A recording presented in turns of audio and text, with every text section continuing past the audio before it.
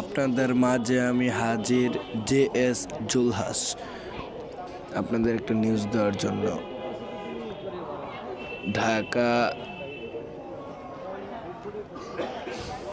ঢাকা করাইলবস্তি সাইডে যে পুকুরটা, সেইখানে আপনার একটি লোক মাদক বিক্রি করে অ্যান্ড মাদক খায়, তাই তাকে পুলিশে ধাওয়া করার বিরুদ্ধে তিনি পুকুরে ঝাঁপ দিয়েছে। প্রায় 2-3 ঘন্টা ধরে উঠতেছে না পানি থেকে, 2-3 ঘন্টা ধরে পানি থেকে সে উঠতেছে না। অনেক মানুষের ভিড়, হাজার হাজার মানুষের ভিড় সেখানে। সবাই অবাক, এখন উঠতেছে না পানি থেকে। এই মানুষটি কি বেঁচে আছে না মারা গিয়েছে?